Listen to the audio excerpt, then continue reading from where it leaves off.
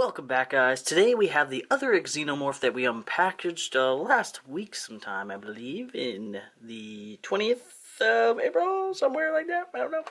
But this is Aliens, Colonial Marines, the Xenomorph Soldier. So, let's crack them open and take a look inside. So, just like the other one, we come with a bunch of extra hands, an egg, and this one is closed. The other two that I have are open, a base, and you get the standard facehugger, which is posed like all the other ones from this series. These aliens are to scale with G.I. Joe, and they are to scale with each other. So we really didn't take a look at the items that came with the last Xenomorph, but here's the facehugger. He's pretty gross looking, like normal. Quite good details underneath, despite his tiny little size. He's so small. He's like a little spider. Little spider. There we go. And we also got the closed egg, which is kind of nice looking. I can't wait to get the life-sized egg that I have pre-ordered from one of my local stores. Solid underneath, closed on top. So there we go. Now we have two open ones and a closed one.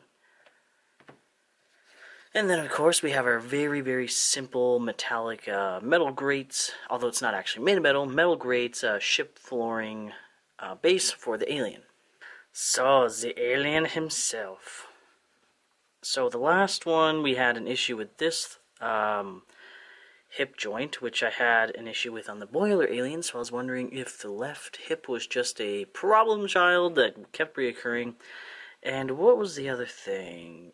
The wrist, the hands. So I tried pulling it out on the last Xenomorph, which will be linked at the end of the video, and it almost broke off, so meh. But you're supposed to just be able to pull it out.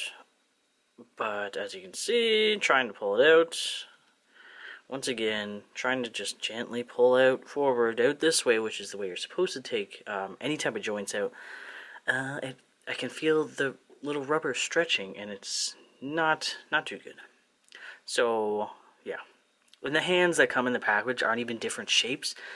Like I said in the last video, the fingers don't even stay bent. They're just a rubber that are like this. They don't bend, so I don't know why there's more hands. I don't know.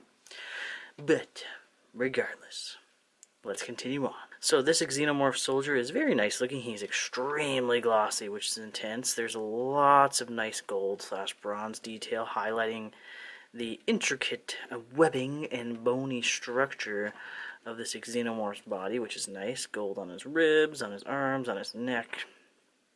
Pretty much everywhere.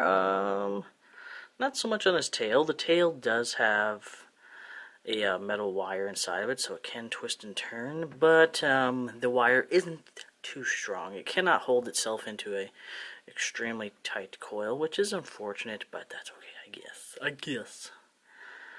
The head, very flexible, which is good. Unlike the spitter, he has a very small head. The spitter has a massive head, so you have much more room with this guy than you do with the spitter, so that's nice.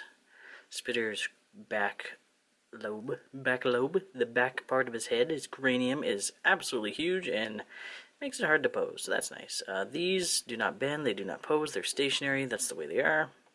Same thing with this little guy back here. I've always wondered what the point of this was. Maybe it's like some weird umbilical cord. The aliens have shoulder joints, just a basic ball joint, or not a ball joint. Is it a ball joint? There's a joint there, but it goes up and down and can spin around 360, which is nice. And elbow joint. Be careful with the elbow joints. I've had issues where the paint was right over it and it almost broke, so that's not very fun. Like right now, it's not bending the way it's supposed to because there's paint over it. That's annoying. I know a few people in person who have purchased these, and they themselves were not very impressed with them either. They look nice, but the overall flexibility and quality of the joints is just really low. Of course, it's a Xenomorph, so I bought it. Dun, dun, dun. How about the knee joints? The hip joints, let's see. Okay, the hip joints on this guy function perfectly fine. Every other one I've gotten, it's really weird and I don't like it. I don't like it, yeah. Yay! It works. That's how it's supposed to work, unlike the other two that I got, where this one's fused weirdly like this, and this one can move perfectly fine, but this one works fine. So, quality control, HIYA. Oh yeah, HIYA is, as I was informed in my first video with the boiler alien, HIYA is just another, or smaller branch of NECA. So, the fact that the joints have issues and it's NECA doesn't surprise me. And then we have the knees. The knees are... they're okay, I guess. It moves. And same with this one, but the joints that go into the knee and into the thigh, that little nub that goes in there, it's really, really weak. You can feel it bending when you pose the figure, which is really uneasy, especially for someone if you don't want to break it. The feet move okay, I guess. It looks kind of dorky, but that's okay. However, the overall details of this particular Xenomorph is really nice. I do like him. But, I don't know. I don't know. I really do like him, but would I spend more money than what it actually costs to buy this? Like, more than what it already is? Where's the box? This figure was $32.99 Canadian, which is, I don't know, maybe $29 USD right now, as of April 22nd, So, I don't know. I wouldn't want to pay any more money than that for these. I personally don't think they're worth the $32.99, or basically 33 bucks. I don't think they're worth that much money. They're not big, they're not amazingly flexible. And yes, they're detailed, but so are NECAs. NECAs are extremely detailed, or at least the larger scale NECAs that are to scale with the Alien Queen NECA. But would you buy him? Would you buy this beautiful baby alien and put him in your collection? Or is $29 or $28 too steep for something of this size? Because he's not very big, he's palm sized.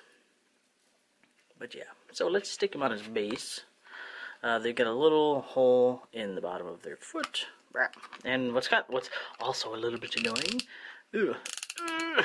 is there's only one nub on the stand, so you might have a little bit of issues trying to pose him. Yay! Just like the other one that I bought, or pretty much every alien figure that I've ever owned that's posable, you have to either stand him perfectly with his legs, or use his tail as a kind of weight for him. So here he is, on his little stand, Xenomorph soldier. Very nice.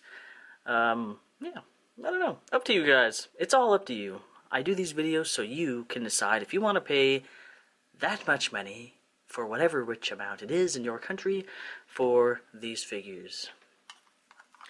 So here you are, your alien, your eggy, and your facehugger, all for, in Canadian, $32.99. Oh, sorry, I hit you in the head. So, we'll see you guys next unboxing video. Peace out, guys. Bye-bye.